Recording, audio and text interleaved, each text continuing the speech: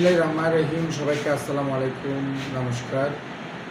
আজকে আমরা অত্যন্ত আনন্দের সঙ্গে জানাচ্ছি যে বাংলাদেশের বুকের উপর যে জগদ্দল পাথর বসেছিল দীর্ঘ 15-16 বছর, তা থেকে ছাত্র জনতার একসাগর রক্তের বিনিময়ে জাতি মুক্তি পেয়েছে।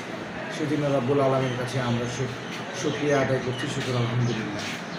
কিন্তু দীর্ঘ এই পথ পরিক্রমায় বাংলাদেশ জাতীয়তাবাদী দল প্রথম থেকেই এই সরকার এবং আওয়ামী সরকার, স্বৈরাচারী আওয়ামী লীগ সরকারের সে খুনি এই সরকারের বিরুদ্ধে সে আজকে 15-16 বছর একটানা লড়াই সংগ্রাম করে আসছে। এই লড়াই সংগ্রামের মধ্যে দিয়ে অনেক হত্যা, অনেক গুম করেছে সরকার, অনেককে পাওয়া যায়নি, অনেকে রাস্তার উপরে পাখির মতো গুলি করে হত্যা করেছে। এরকম হাজার হাজার শত শত ভাইদেরকে শহীদ করা হয়েছে।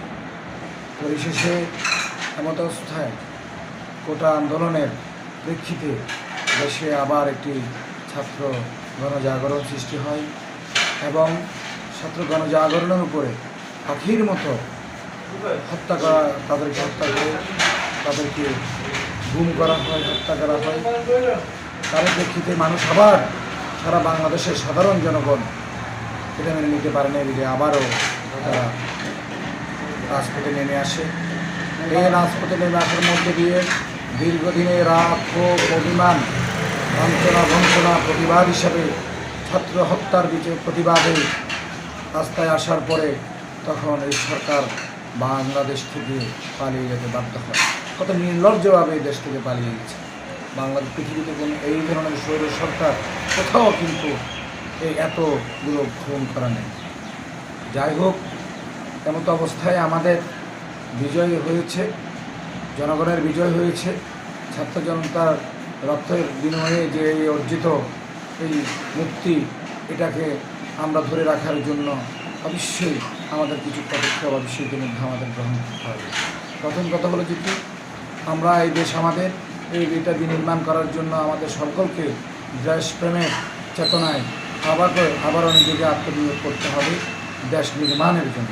এতদিন সরকার পতনের জন্য আমরা নিজেকে আত্মনিয়োগ করেছি, এখন দেশকে পুনর্নির্মাণ করার জন্য, বিনির্মাণ করার জন্য আমরা দুর্নীতিমুক্ত, সুষম উন্নয়ন এবং কি ভ্রাতৃত্ববোধ এবং সুখী সমৃদ্ধ বাংলাদেশ গঠন করার লক্ষ্যে আমরা ঐক্যবদ্ধভাবে দেশের জন্য কাজ করতে হবে। এই মুহূর্তে প্রথম কাজ স্থিতিশীলতা। প্রত্যেক এলাকায় ওয়ার্ডে ওয়ার্ডে আপনারা সকল নাগরিক, সকল রাজনৈতিক নেতৃবৃন্দ সচেতন হয়ে কেউ যেন কোনো ধরনের বিশৃঙ্খলা সৃষ্টি করতে না পারে, কেউ কারোর সঙ্গে যেন খারাপ আচরণ করতে পারে। আওয়ামী লীগ যে ধরনের উচ্ছৃঙ্খল আচরণ করে দেশ পরিচালনা করেছে, আমরা সেই ধরনের সেই নজির আমাদের মধ্যে যেন না আসে, সেই জন্য আনন্দ উল্লাস হয়েছে।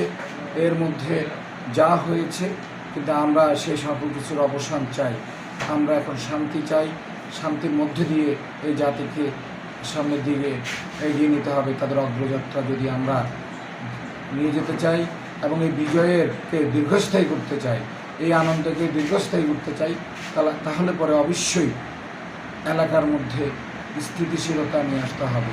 কোনো ধরনের আনন্দের মধ্যে হইচই, হামলা, কোনো ধরনের যাই হোক, যে কথা বলছিলাম যে আমার প্রিয় কাপ্তাইবাসী প্রতি আমার সবিনয় আমার নিবেদন, আমার দলীয় ভাইদের প্রতি আমি সবিনয় নিবেদন করছি, আপনার ধৈর্য ধরুন।